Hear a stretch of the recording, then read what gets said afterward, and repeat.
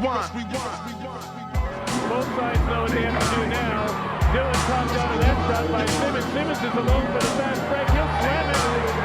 Big dunk from Willie Simmons. There's space in there, no. Dishes to Dalglish, who throws it up. It'll be a basket that'll count. Knocked away. David Graham goes for another three-pointer. Yes! He's happy about it. And Carroll, three-pointer. Yes! The margin is back to 1 point. Doppelmayr dribbles out of it. McGinty under the basket. That's out. 3 seconds to go. It'll be it. That's it. Willie. And there's the hooter. Canberra win the championship. Final scoreline, 108 to 101.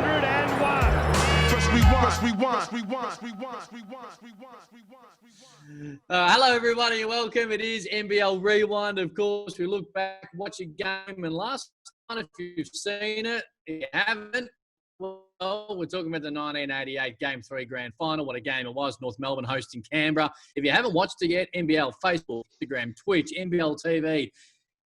Get your eye, because it's an unbelievable game. We are joined today by a legend of the NBL. But before I get to him, I'll get to Liam Santamaria. I didn't want you to be mistaken who I was talking to Liam. Hello to you. No, I wasn't going to be mistaken, Cam. I'm good, and excited to have the General on deck. We talk of the General, the legend, Phil Smyth. Phil, welcome to NBL Rewind. Mate, absolute pleasure to be with you, boys. I was a little bit nervous then because I thought Liam was the legend. I wasn't prepared. I hadn't researched on him, so I was going a bit behind. That's what he always tries to tell us each and every week on NBL Overtime and NBL Rewind. And a career high of 7 points. We always like to slip that in. So he was great.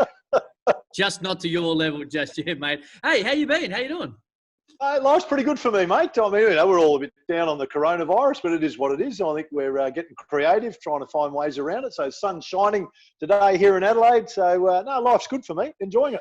Hey, the one thing that I don't like when people and guests come on this show, they're way too humble, Phil. Like, Liam and I are going back, we're watching all these old basketball games, we're just loving it. And everyone comes on, and outside of Homicide Williams, everyone else was like, I haven't been watching ourselves.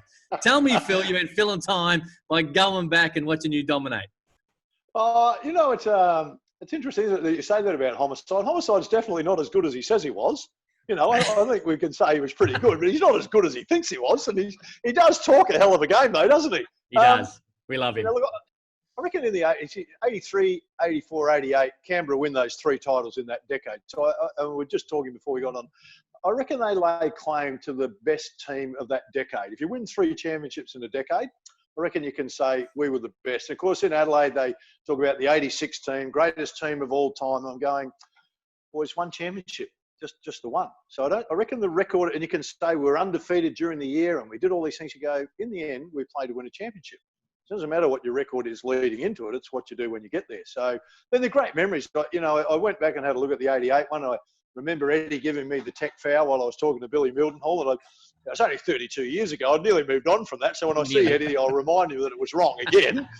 So it was a great period. Basketball was in that boom phase too. We had Magic Johnson and Larry Bird. The NBA was booming. The game was exploding all around Australia. The Palace was full and it was rocking. You couldn't get tickets. The Glass House, which is now where Collingwood are, that was packed. You couldn't get a ticket for those games. Perth. It was just a great time to be playing basketball. And Phil, we talk about the dominance of the Cannons in the 80s. I feel like there's an element of that gets lost or has been a little bit forgotten. There's a lot of focus on the Wildcats, what they've been able to do over the course of their history and winning all those championships. We went back and had a look at the dominant Adelaide 36ers team for a period of time during the 80s.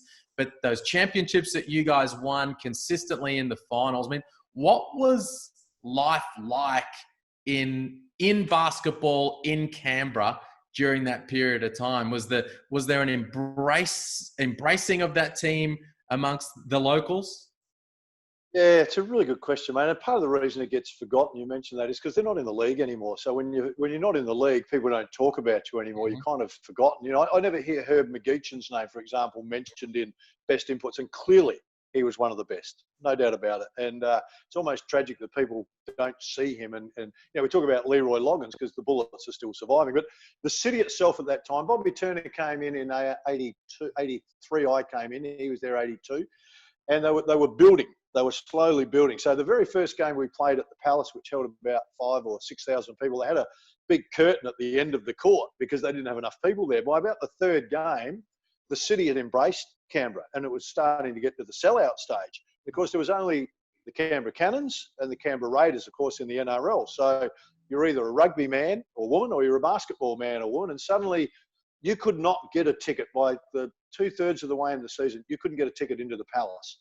And then it exploded because Bob had sold it to me and to everybody in the community. Great ambassador for the game, Bob, that was going to be the building year. Of course, we go on and win it. Then we win it the next year. And then 88, Jerry Lee takes over. And of course, we'd been in the finals every year. I liken it to in Canberra, you become so popular. I remember Mum and Dad coming over and I went down shopping with Mum. This is in 88. And she goes, I'm not going shopping with you anymore. She said, I can't stand it. Everybody looks at you. Everybody's talking to you. You know, something that should have taken 15 minutes took an hour and a half. She said, I've never seen anything like it. So it was very much, you were unbelievably popular. You know, people, you could be having a cup of coffee, people would come and chat to you. You were just someone that you were so recognisable. If you like it, if you're in the AFL, you are, you know, you're Buddy Franklin-like. You know, that's what it was like. And you embraced it and you enjoyed it. And it was a really fun time, you know, and the team excelled with the support it had. And it gave the city a soul. Suddenly Canberra, you know, wasn't seen as, oh, it's cold and it's public service. It was seen, this is a great basketball city. And it had that. And of course, the Institute of Sport was set up there too at the same time. And remember Bill Sweetenham, who was the swimming coach, was trying to find ways to motivate his swimmers. You're talking about your Kieran Perkins and great swimmers. And he's going, the thing that motivated his swimmers most were if he could give them a ticket to the basketball game. If you swim the times I want this week and this fortnight, I'll get you a ticket to the basketball. So it was an unbelievable vehicle for lots of things. You kind of did mention it there, Phil, but like you were someone who enjoyed it. There are athletes who don't particularly like that sort of professional athleticism and going out, getting a coffee, and nowadays it'd be selfies compared to autographs and all the rest of it in your day. But are you someone who enjoyed it? It's a really good question, mate. There were times I didn't, but in the end, you know, when I started, you paid to get into the stadium. Suddenly it went semi-professional, then it exploded to professional. So I was probably grateful that basketball was in that place, in that space. And you're not as, no, I reckon it's a really good one. You know, you see the footballers today, if you talk about the AFL, they don't want to take that responsibility to be role models. And I didn't particularly want to be a role model, but I think it's part of the gig. You know, if you're going to get paid and people are going to support you, and you take all the spin-offs, you walk into, you know, to buy a TV and suddenly the guy doesn't know you, but he gives you a good deal, then you go, well, I'll take all the good stuff, but I don't want to do the other stuff. So I actually didn't mind it. And to tell you the truth, when it finished, I loved going back to the anonymity. So I was comfortable, I think, in either space. And I got great enjoyment out of the kids. I remember as a kid, I went to ask Werner Lynn, who was my idol as a kid and who was an Olympian, for an autograph. And you know, I was so nervous about going to ask him. And I thought back to that time thinking, anytime a kid comes to ask me, happy to sign anything, have a photo. It doesn't matter where it is. So I've got lots of enjoyment out of that, you know. So I think you can enjoy it or you can dislike it. I tried to go the other way and go, you know what? As long as you leave a pretty good lifestyle, you know, you're going to be okay. This conversation obviously stems from us going back and watching that game 3 of 88. But let's work our way up to that. The first 3 years of the NBL, Phil, you weren't involved. You came in obviously in 82 in for St Kilda. When you look back, do you regret not leaving Sturt and going to another team and getting involved in the National League in 79? No, I look at it, you know, I stayed because I was with Sturt. So I stayed out of loyalty for my club on the hope that they would get into the National League. So that was my reason for staying. So I don't regret it. And then, you know, over the journey, if I hadn't have made some of the mistakes that I've made, be them in basketball, be them in life, I wouldn't have got to the stage I'm at now. You know, so you have a lot of experiences and you go, if I hadn't have done that, it would have ended differently. So I kind of reflect back and go, you know, I'm glad I made some of the mistakes I made, but I don't think that was one of them. I think that was more, you know, I feel good saying to you, I stayed there out of loyalty. And, you know, when I went to St Kilda in 82, that was out of loyalty to Brian Curl. We'd formed a friendship over the journey with the Australian team. Used to stay at Curly's place with his wife, Vicky, and the kids, and, you know, become a part of the family. And then when the opportunity came, I had just bought a business here in Adelaide. So I was actually commuting 4 times a week to Melbourne was costing me more for car park than I was getting paid to play. Got paid $1,500 that year. It was a monster salary, you know. So no, I don't regret it. I don't. That 1,500 would have all gone into the Adelaide Airport car parking, surely. I reckon I was clearly down. I lost that year. I didn't say I was a smart athlete. I said I was loyal. That is a remarkable situation, and you mentioned just before about moving into semi-professionalism into the professional ranks we see today. They're the stories that we hear about, that you're traveling from Adelaide to Melbourne to play or to train. Like, so did you miss sessions? Like, was there training sessions that happened without you at different times in that year? No. I used to fly out on a Monday, go to Monday night session, come home, go to the Tuesday night session, come home. Then they played the VBA on the Wednesday night then. So I didn't go for all of those games. Then I'd fly in on the Thursday and just play Thursday, train Thursday, Friday, Saturday, Sunday, because a lot of them were 2 or 3 game weekends back then. So by the time I got on the plane Sunday night, I was pretty quick asleep before I landed in Adelaide, I reckon. I tell you this, I wasn't flying at the time, but you should really apply for some type of retrospective frequent flying. You probably missed out in the early 80s. You probably do them now. Well, I don't reckon they had frequent flyers there, mate. So I was grateful they had planes. So, of course, Phil, was 1 year with St Kilda and then straight to the Cannons. Bob Turner got you over there. 83, 84, whackety whack, back-to-back titles. What are your memories of those couple of successful years? Look at the 83 one where, we played in Kilsyth, I think, and won that one. Then 84, when you win it, and the things I remember first off, 83, we went on the road, played our first road game and we won it. And Dave Nelson, who was on the team, Herb Geach, a couple of other guys and a couple of guys there were really whooping it up. We'd had this win on the road and I'm thinking, it's just a win. It was a good win, but it wasn't like it was a big win. And we sat down afterwards, I said, why is everyone so excited? No, we didn't win a game on the road last year. So it was there was a lot of camaraderie that formed really early in that team. And so I remember all those guys. There's funny stories that happen along the way, and you want to try and remember all of them. And some you can tell, and some you can't. There used to be 3 guys in a room at that stage too. And I can remember Jamie Kennedy, ripping lad. His son Josh, of course, playing for West Coast. Jamie, really good shooter, and he had the capacity to be a bit of a smart aleck, as you do when you're a young kid. And so 3 in a room meant 2 single beds and a fold-up bed. And Jamie was giving one of the imports a bit of stick, just being a smarty, and the guy walked over and just folded him up in the fold-up bed and then clipped it at the top.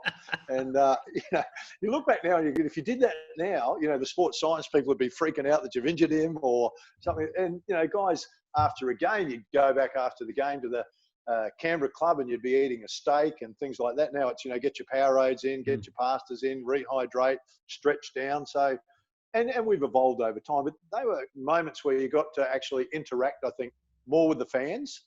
And I think that was a good period.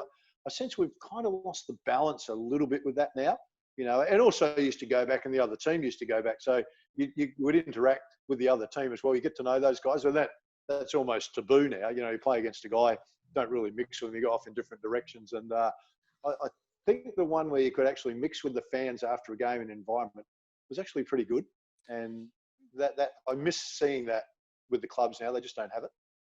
Do you remember a time, you talk about, not winning a game, or the team not winning a game on the road in 82 to, winning that early game in 83. Do you remember a time where we went from, hey, you know what, we won a game on the road, let's party, to, geez, hang on a second, we're actually a really good team and we could end up turning out to be the team of a decade. Do you remember a time where it all, in your mind, thought, yeah, this is a much different situation than just making up the numbers?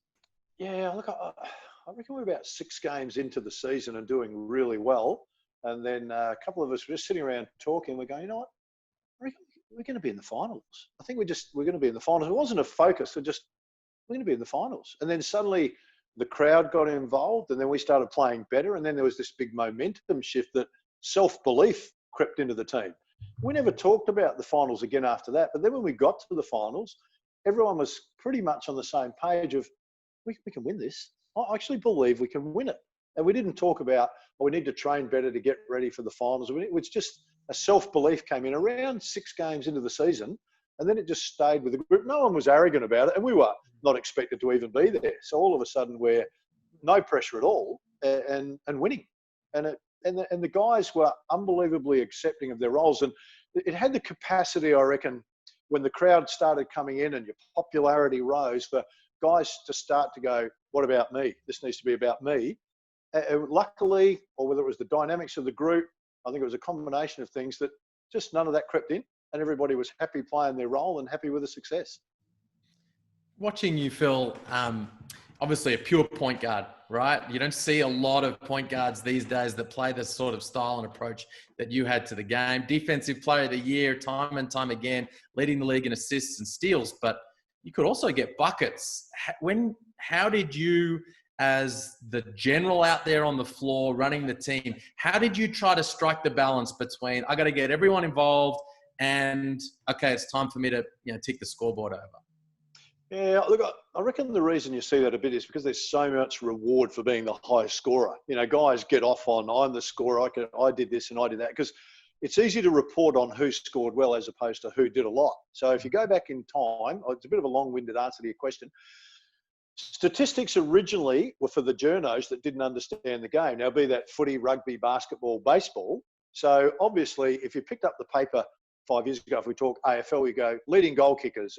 Jason Dunstall did this, or Gary Ablett did that, and never said who gave them the ball and how they kicked the ball. So I think even in the NBA, if you talk to players about the NBA or their agents, it's always on points scored. That's the big selling point. Mm-hmm. For me, the focus was more on, okay, I'll see who's playing really well, who's shooting well, where the weaknesses are. So I was really in that thought process of trying to work out where we could get our best shots from, who was playing well, and getting them the ball and getting the team organised. So I never really got off on the scoring side of it too much. But then it was, if we needed someone to score and it was, I needed to do it, then I was capable of doing it because I'd put in the work. I knew I believed enough I could do it.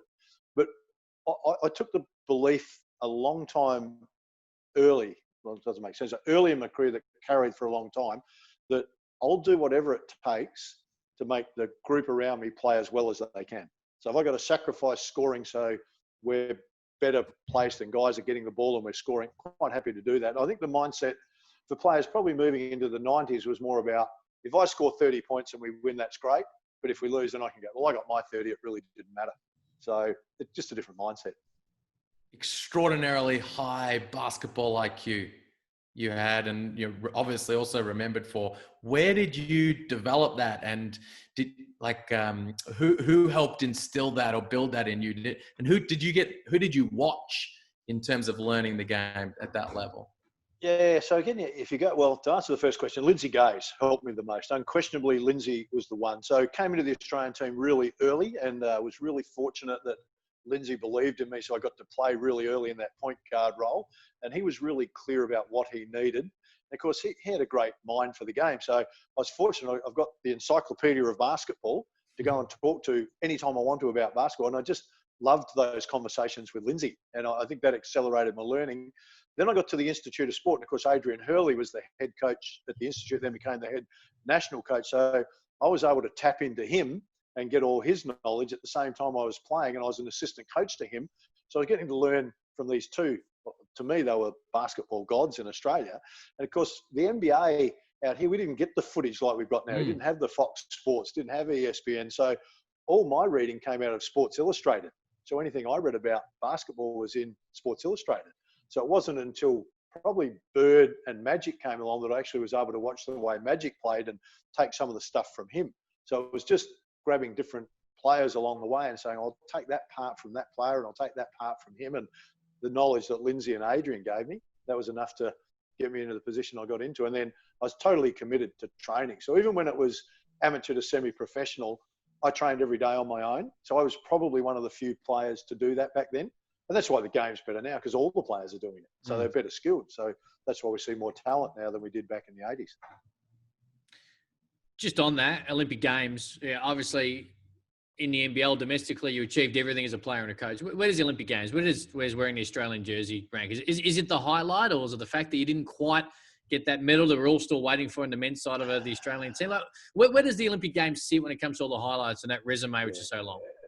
For me, that's the highlight. The Olympic Games was the highlight for me. As a little kid out in the backyard, we didn't have a backboard at home, so I used to shoot hoops on the clothesline. Mum would wind up the clothesline, had to get it in the last wire on the clothesline, and then luckily there was a church court around the street. So I used to go around there and play on the outdoor court. So whenever I was playing, I'd play those mind games. Here I am with the Olympic Games. We're playing against France. We need to make this basket. We're down by 1. I'm going to shoot the basket. As a kid, you're out there and you make the shot and you run around the court on your own. Hey, I'm a champion and we've won a medal, for Australia. So, yeah, for me, that was kind of the driving thing to be the best I could be at that time. And then, of course, we had a couple of fourth finishes, and then we had the World Cup where we got really close to 5th, and it was just agonisingly close every time and not quite getting to that medal. So, I can't think of anything better right now than the Boomers getting a medal. I don't want to put any pressure on them, but just would love to see that and be a part of that. And, growing up, I didn't have an ambition to play in the NBA. That was never my ambition. My ambition was to play for Australia.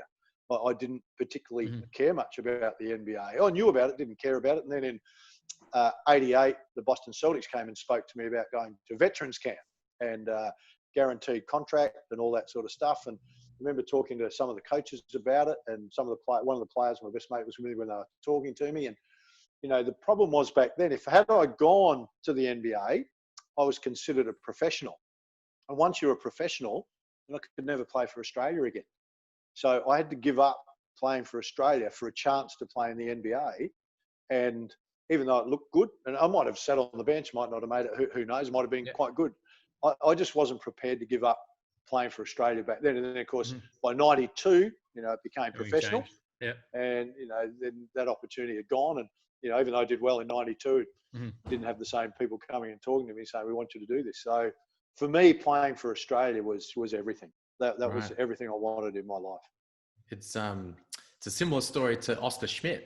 And Oscar. Yes. Yeah. To not go to the NBA. He was like, well, I'm not going to forfeit my ability to play for Brazil. Like, this is what's way more important for me. I think Oscar's chances were a lot better. He was a super player and a ripping guy.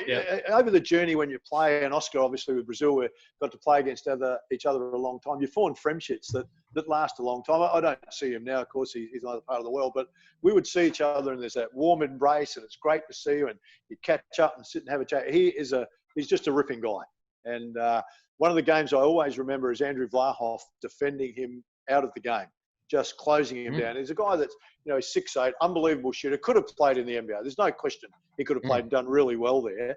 And Vlahoff closed him down. And after the game, we're talking with this Vlahoff, very good, closed me down. And I never heard him, he never said that about any other player. I said, do you ever struggle with anyone else internationally? And he said Vlahoff was the only one. He had dreams about Vlahoff, nightmares. So, but a great player.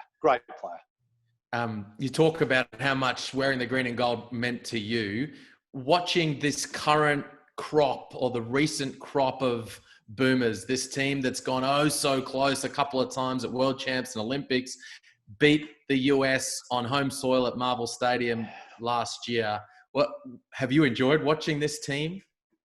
Yeah, I have enjoyed it. I reckon we're in the last window of being able to see the loyalty towards Australia and fit it in with their NBA commitments, because they're massive. So Paddy Mills, I was in China, saw their games in China. Love Paddy, he's a ripping bloke. Joe Ingles, they're the guys that kind of drive the team. Dellavedova, I think Bogut's misread a lot. I think he gave up a lot to represent Australia. We don't hear a lot about that. So I look at that group and I think they're probably the last group of players that are committed to playing for Australia, as opposed to, I've got to stay in the NBA. And I think Ben Simmons got some unfair criticism when he became unavailable, but you go, he's looking at, if he gets injured, he's on a $2 million contract. The next one for him's, $20 million a year or whatever the numbers are. I think if we're in the same position, we'd all be going, no, I think we better go with what Ben's doing. And I think the NBA inevitably will see guys come back from the NBA and play for Australia, but their dream is to make it to the NBA. These are the last guys that had some dream as kids growing up to play for Australia. I think our best chance is in the next couple of years. And then I think, even though we'll have the better players, I don't think they'll have the passion that we see that these guys, they're the last group carrying the torch that playing for Australia really means something for them. Phil, I'm going to ask you a tough question, because once you retired from playing, you're an exceptional coach, championships at Adelaide. Do you think you're a better player or a better coach? Because you're a legend on the court, but you're a legend off the court as well. You got those Adelaide 36ers team humming so well. And I don't think it's as clear-cut question sitting from where we sit. Because I think you're outstanding at both. What do you think? You're very kind of you, mate. Playing is the part you love. Mm-hmm. There's no question. That's the one where you feel like you're closer to your teammates. It's much more rewarding when you win. There's a much more emotive part to it. Coaching, you're kind of separated. You're still close to the group, but not as close because you can't be, because the dynamics of coaching don't allow that. Gee, it's a really good. You know what, Phil? Then I'll ask you. I'll let you off just a little bit. Ask you a different question because in all sports around the world, athletes who reach the top when playing sometimes struggle because of frustrations to translate that into good coaching, and they can't see, or they can't teach, or can't work out why certain people can't do things they did. You didn't seem to have that issue a great deal from the outside looking in. How did you be able to work through from being a player at the top level to being a coach, and how did you find that transition in those regards? Yeah, look, it was a transition for me, and I wanted to coach early in my career. I think a long part of that was I can remember my first trip over the States. I kept a diary on the offenses that the Europeans were running, or the Americans that we played against, and the players. And at that time, it was more about how to improve my game, or things that I might be at when I'm on the floor, helping players get in a spot. So I had all that. I was really fortunate in that period at the Institute of Sport to work under Adrian Hurley and work alongside Patrick Hunt. So, Adrian's just an exceptional coach, and Pat was a very talented coach as well. So I was able to learn. So I was an assistant coach for 7 or 8 years at the Institute of Sport. Then the transition for me, once I secured the job with the 36ers, getting Steve Breeney as my co-coach was the smartest thing I ever did. And Steve, of course, had already been a head coach in the National League. He'd been assistant coach to Brett Brown, winning a championship. His record with the women was unbelievable. I've always believed if you've got a weakness, don't be scared to admit it, and find the person that can take care of those weaknesses. And Steve was all of that and more for my weaknesses. So it was the combination of him and I that made me, helped me get the success I had. I think the hardest transition for me going from playing to becoming playing a coach was I was really, in my early days, singly focused and demanding that, a bit like the Last Dance, not as much as Michael Jordan, in that, if you're not training hard and you're not doing the extra work, then don't play. Go and play socially somewhere else. Then I realised towards the end of my career that different players, not one size fits all. So because I like training every day and wanted to do the extra work, didn't necessarily mean that someone that didn't mean that they weren't going to be a good player. So probably early in my career, I harshly judged some of the guys that I played with. Never verbalised it to them, but didn't think it was the right thing. Later in my career, I worked out it's about finding the right method to make you play as well as you can. So I took that into coaching, and I think a lot of people thought early days we were pretty relaxed on the bench when we were coaching, and but we also believe that, and Lindsay had taught me this, if you're volatile on the bench and you're up and down, each coach has their own style. Doesn't mean it's right or wrong, but as a player, it tends to make you nervous. If the coach is nervous and he's up and down and ranting and raving, how am I supposed to feel calm when I go in? So we tried to take that demeanour into the game to be calm. I can assure you internally we were hemorrhaging. That was how I made the transition. I think the coaches that go straight from playing, I think we saw it with James Hird in the footy, if you took it in footy terms, an unbelievable player in the AFL, but to go straight to coaching without having actually coached is too difficult. You can't. No one will make a success of that. So it's a bit like jumping out of your car that you drive around in the street and jumping into a Formula One car and going, I'm going to win the Grand Prix. You'd be lucky if you don't stall it getting out of the blocks. So I think you have to do some apprenticeship to work out how you're going to be as a coach. Who's the best player you coached? The best player I coached? Oh, Luke Longley, without doubt. Without doubt. I was fortunate Luke was at the Institute when I was there. So I think he's Australia's greatest player. I know we talk about Andrew Gaze, and Drew is an absolute ripper and a legend in our game, but we didn't get to see Luke because we didn't have that television that we've got now. So you're talking about a guy that dominated in the middle in the NBA with a team that had Jordan and Pittman and all these guys and Rodman. And I think he was the glue in that team. I think he was the guy that set the screens. He was the guy that made the passes. He did all the grunt work that doesn't get noticed. And I think when he came and played for Australia, or when he came to camp back from the NBA, the whole training session changed. He dominated the keyway, and it gave you an insight into how dominant he was. We just didn't get to see it. And I think, having 3 championships in the NBA and playing as long as he did, I think he's the best, and unbelievably humble and a ripping guy. One of the best, no doubt. Wow. Okay. So if Luke's the greatest male basketballer Australia's produced, who's the greatest to have played in the NBL? Is it as clear cut? Drew is referred to as the GOAT. Some people don't think it's necessarily as clear cut as that. Yeah, I think we have to. Drew's statistics clearly say he is the GOAT in the NBL. I'm a bit of if you dominated a decade. I think if you had a 10-year span in your career where you were the dominant player of that decade, that entitles you to say, if you want to use the word GOAT, you were the GOAT in the 70s. You were the GOAT in the 80s, the 90s, the 20s, and so it goes on. Athletes are better now. They're better athletes. They're better skilled because they're professional. They have more time. The human race says it's that way. Look at track and field records, 100 metre, 400 metre, or swimming. They're getting broken all the time because better methods, better skills. So I think it should be done in a decade. So Bradman dominated a decade of cricket. Can we compare him to the players now, and how would he have gone with the bounces and the speed? We'll never know. And it's the same. I think you have to judge it on the period of time that you were in and the players that you were playing against. So I look at the NBA because it's an easy one. You kind of had Dr. J dominated for a period. Then you had Kareem Abdul-Jabbar. And before him, there's Bill Russell and Wilt Chamberlain that just changed the dynamics of the game. Then you had Bird and Magic. Then you had Jordan. Then you had Kobe, and now you've got LeBron. If you look across the journey, those guys dominated a decade where they played above everybody else, and their teams were unbelievably successful. So I probably divide mine up in that I think you're successful if you dominated that era and your team won championships. I think there's a lot of great players that didn't deserve GOAT status because they didn't give up enough to make their team better to win it, or they didn't have the personnel around them. I'd agree with that. But I think if you can tick that box with the championship and you dominated through that period, then you deserve some decade GOAT status. Look, I'll be honest, Phil. I couldn't agree with you anymore. But you didn't answer the question. Is Gazy the GOAT? Is Gazy the GOAT? Is Gazy the GOAT in the NBL? You're speaking way too much sense for NBL Rewind. Well, it's an interesting one. And I think we give Gazy the GOAT. I don't want to sit on the fence here. Mm-hmm. But if you put your coach's hat on and you say, right, you can pick any player that's played in the NBL so we say Luke's not in it, even though he played a couple of games for the Wildcat because he wasn't here for the journey. Mm-hmm. I'm saying right now as a coach, Mark Bradkey is my first pick. Okay.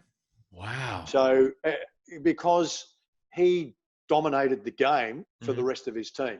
And Gazy, I'm getting him pretty early in the pick. Don't worry about that. He's coming in very early. And if you say, I want to build my team, I think Bradkey is probably my first pick. Hey, is Gazy or Leroy number 2 for you? Oh, no. Gazy. I like Gazy, without doubt. Gazy. Without doubt. Okay. Yeah. I think Leroy was an unbelievable player. No question. And he's got to be discussed when you talk about over the journey players. But Andrew could do it, and I guess we're talking about the NBL, but I saw Andrew do some things internationally where you go, gee whiz. 2000 Olympics, he put the team on his back a couple of times and won games for them. He just wasn't going to let them lose. And, you've got to be unique to do that in that environment.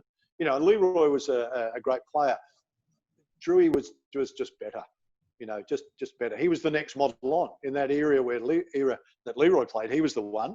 And then Gazy jumped into the next decade, and he's bigger, he's stronger, more efficient, all of those things, just by a little bit.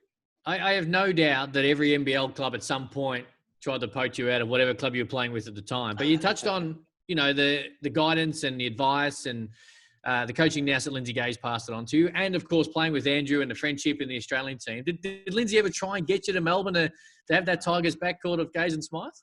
Yeah, I injured my shoulder in 95 and damaged it up pretty good. Had to have a reconstruction done, and I thought that might be the end of it. I actually went down and trained with Melbourne, asked Lindsay if I could train just to try and work out where I was at. Mm-hmm. And Lindsay said, mate, we'd like you to play. And I was actually keen to play. And he had tried to get me previously to that, but I'd already committed I went to Sydney with Bob Turner out of friendship. You know, Bob was in trouble with Sydney and the coaching and stuff, so I went there out of friendship with Bob. And I was about to go, yep, okay, I'm good to go. And we're talking about playing a couple of years there, and it was all starting to look good. And I was actually staying with a really good friend and a man I trust, Dr. Peter Harcourt. And I was talking to the doc about it. And I'd said some points to myself during my career that if I wasn't prepared to do the extra training, if I was looking to take shortcuts, then that was the time to retire for me. That was my sign. Because I reckon with athletes, a lot of them don't know when it's time to go, and they go a couple of years longer than they need to, and it doesn't quite finish the way they want it to. I mean, you get the rare ones where they finish on a championship and get out. So I sat with Doc and I had a really long chat with Doc, and then I can remember going to bed that night going, you know what?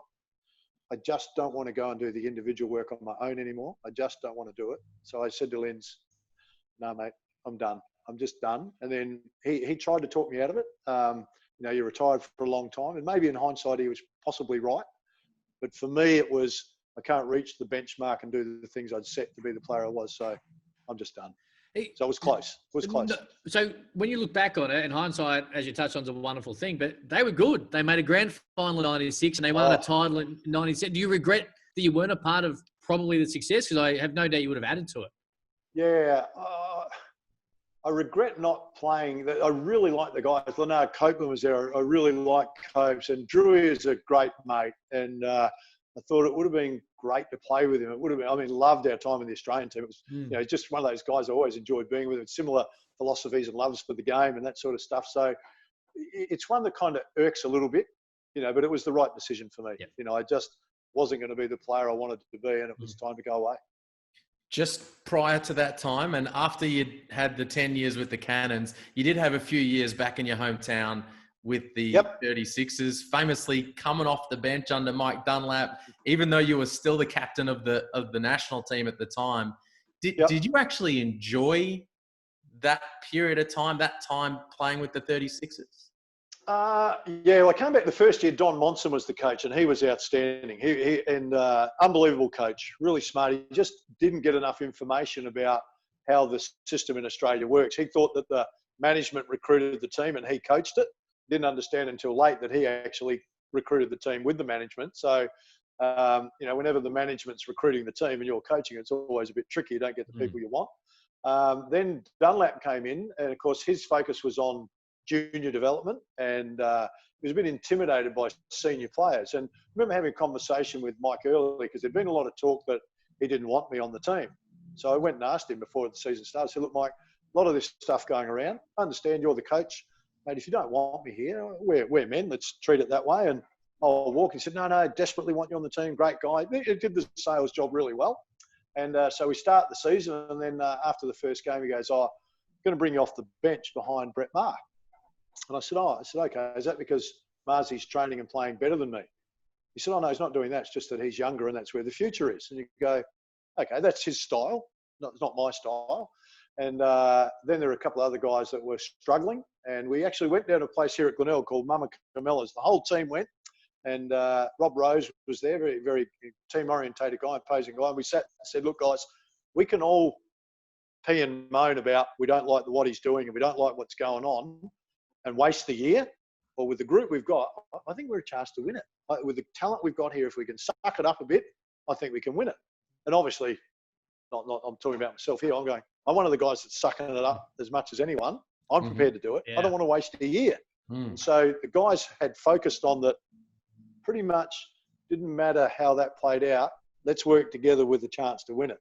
And so then at the end of the year, I went and talked to Mike, and he said, look, you know, I want to go this way and that way. I said, well, that's fine. I get all that. I just wish he had said it at the start of the year.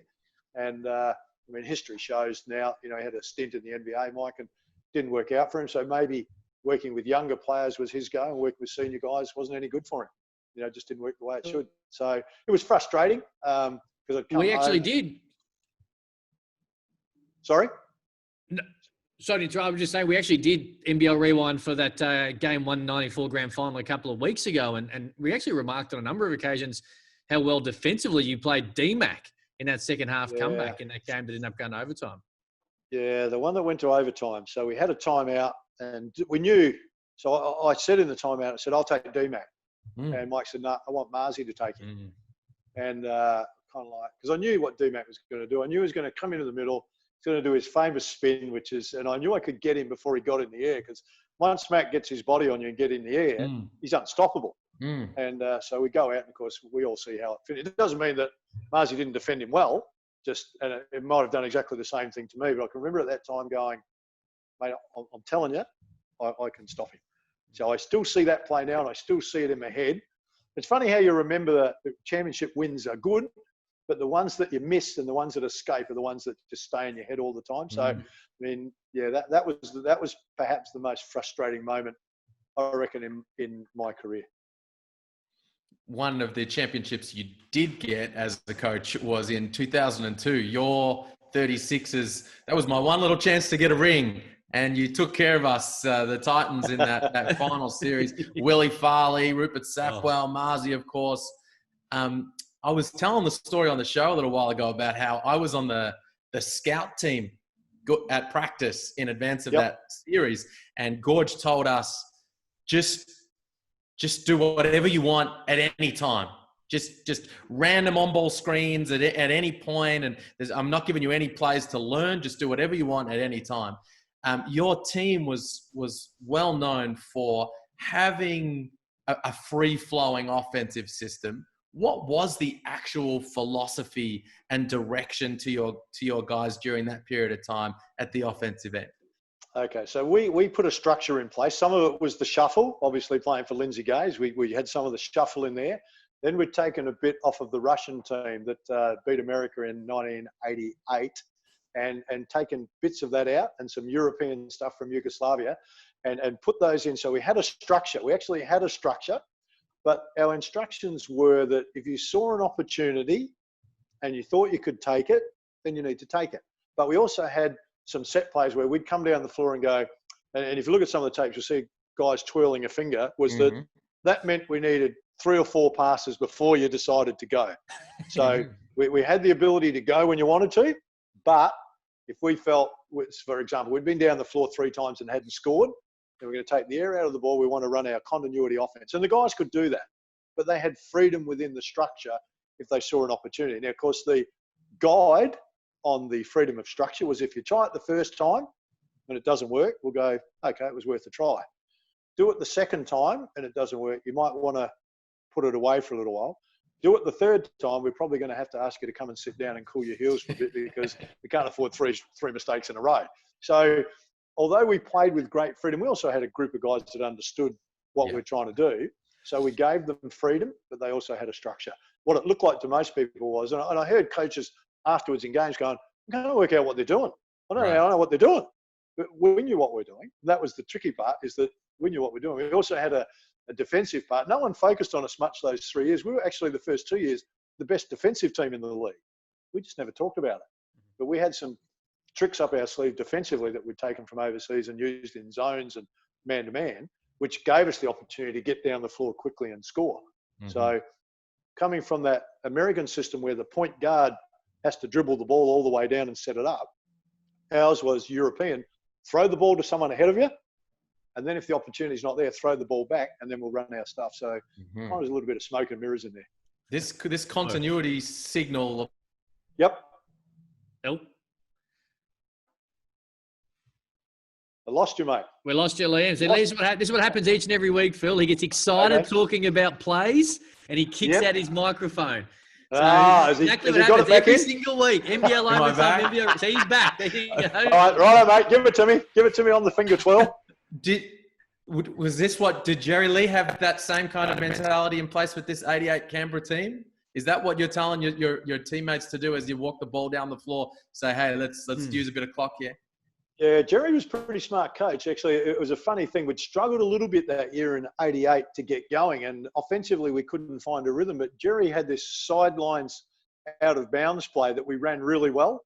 And I reckon we had a meeting, I'm going to say it was halfway into the year, I can't remember, where we talked about making the out of bounds play our main play, which is what we did.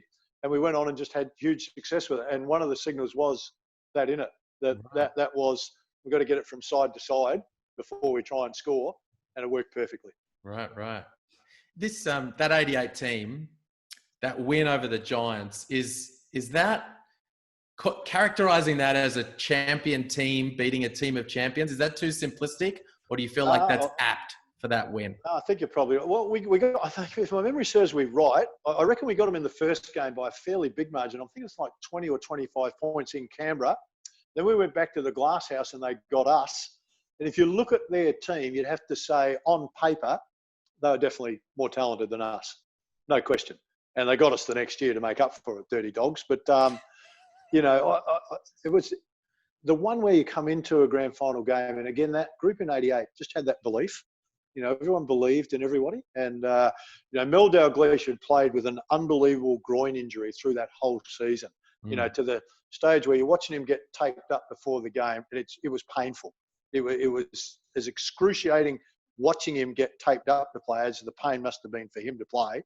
And for him to make those big plays down the stretch where he gets the ball and dribbles it down and, you know, just takes charge, you go, he kind of was the heartbeat at different times in the team when we were in tight situations. So we didn't get to see the best of Mel in that series as we saw when he was with the Australian team because he was older and injured, but he was pivotal. And Tad Dufelmeyer was another guy that kind of slipped under the radar. You know, everyone kind of went, Tad, but when that guy microwaved up, which was very, very often, he was unbelievable and an amazing team guy. Unbelievable. And that was probably the part that slipped past everyone. Again, Herb was there, Willie Farley, Gary Boy, Les Herb, guys that just, if you looked at the team, you went, really isn't any superstar in this group, but geez, they keep winning. And it was because everyone was happy with their role and accepted what they had to do.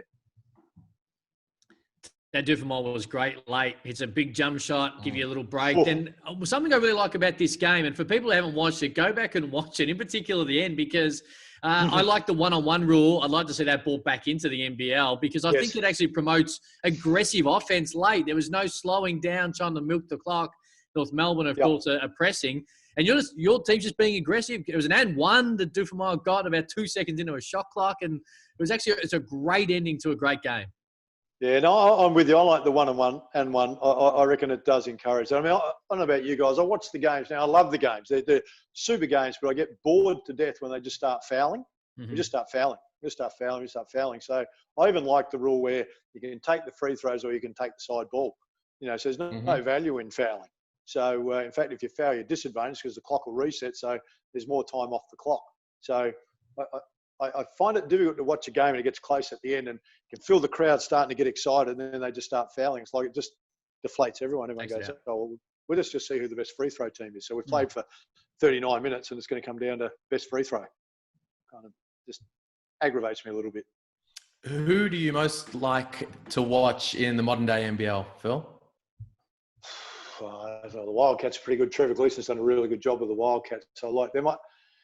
Not coaches. Not talking about coaches. No, I'm talking about the style of game they play. I reckon Cairns last season, I really liked the way Cairns played and they played together. Style of game, I mean, they're all up tempo at the moment, those that can. And again, it comes down to how much talent you've got. I really liked Melbourne a couple of years ago. I thought they were really, really good to watch it. Adelaide were up-tempo and aggressive with no... I didn't like the second part where it was just death or glory for them. So I like the teams that have got a little bit of both. Yep. So I'm probably... That's why I like Cairns. That's why I like Perth because they can do both. And they've got smart players. Cam, that was my favourite moment of all NBL Rewind we've done to this point. It was a great little insider window into Phil Smyth and the way he thinks about the game. Because when I asked who do you most like to watch, he didn't say Chris Golding or Bryce Cotton or any of these individual players, which is how everyone else would have answered that question. He immediately thought which team? Perth, the Cairns, Melbourne, and it's just how you think of the game. It's how you think of the game in your head, isn't it, Phil? As a team, very good point, mate. No, very kind of you. Yeah, no, unquestionably. Which team? I'm just big on team focus. So, you can get a lot of individual accolades along the way, and I was fortunate to get a few along the way. But it's the team stuff that's why we play. If you want to be the individual, then go play tennis. You know. But in saying that, that's a bit unfair because I spent some time with Leighton Hewitt when the Davis Cup was here, and I love what he's trying to do. He's trying to build it the way when you talk about passionate team guys, He's fantastic. And it was just great to watch him trying to bring the team together, and they did, and they had success. So, yeah, the team thing is the thing that gives me the spine tingle and the buzz. Not so much. And I admire the great individual efforts, but the team thing's the one that gets me going. Hashtag NBL Rewind to get involved. If you haven't watched the game, make sure you get involved. You can drop us a tweet, or if you're on Facebook or Instagram, whatever it is, at NBL. Last one before we let you go, Phil. I'm always curious to this because we, of course, call you the General because of the way you played your basketball, and that's like the nickname that we call you. But like when you're at a barbecue, do you make your mates call you the General? They call you Phil? Because I'm always interested to know if those nicknames translate to real life. It does vary a bit. I prefer Phil than the General, but and I was called lots of other things. You're quite right. None that we want to talk about on this show. But I'll tell you a funny story before we go. So I was in Brisbane last year doing some work with the Lions, and of course the great Luke Hodge plays up there, and he released a book called The General. And so Benny Hudson, who's one of the assistant coaches up there, in my first meeting, they take you in front of all the players and they put a teletype type thing up on your career and what you've done. So Benny said, any chance at all, you could just take a bit of the Mickey out of Hodgie. Mate, don't shoot Bambi. Do not shoot Bambi. I'll tell you what. So I said, yeah, I'm happy to play along with it. You know, it's a bit of fun. So anyway, then there was a coach from Nord who was there with me at the time, Jared Cotton. So they put up his career as a coach in AFL and what he'd done in the SANFL here. And then they got to mine because they go, Phil Smyth, the General, like that. And I was at the back of the room and said, is Hodgie in here anywhere?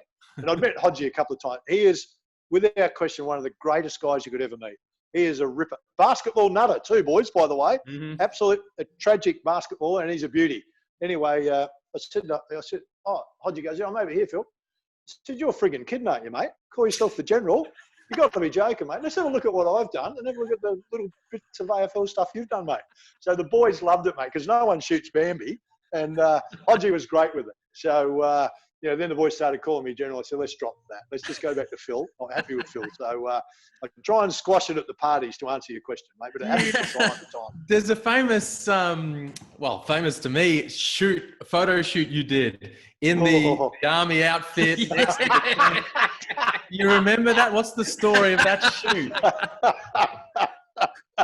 Oh, very good. It was a publicity thing for the Canberra Times, and so we went along in front of a tank. I can remember being in front of a tank, and they came out, and I thought I was going to be in the Cannons uniform. Next thing they come out with a 5-star General suit on. You know, I'm going, I feel a bit disrespectful wearing it for the people that have served in the war. So I'm a bit uncomfortable. And then one of the guys came past who was obviously in the army, brought out and goes, mate, our boys think it was a great honour. You know, if you put that on, mate, they're going to be pinning that up in their lockers and stuff like that because they all love the basketball. Then I'm going, okay, I felt a bit more comfortable about it. Then when you see the picture, you go, oh, jeez. Oh, jeez. Yeah, not that I can look good in any picture, no matter how you dress it up, but, I remember it. I know where you're going. Oh, brilliantly done. Hey, Phil, General, either way, it's been an honour to have you on. To go back and watch this game, for you to join us, it's always been a privilege for Liam and I to have a chat to the legends of NBL, and, of course, you sit there right at the very top, mate. So thank you for joining us, and no doubt we'll chat again soon. I look forward to it, boys. Great talking to you. Enjoy your show. See you, guys. Hashtag NBL Rewind to get involved. NBL Overtime back with Liam, myself, and Corey on Tuesday. Until then, enjoy the hoops.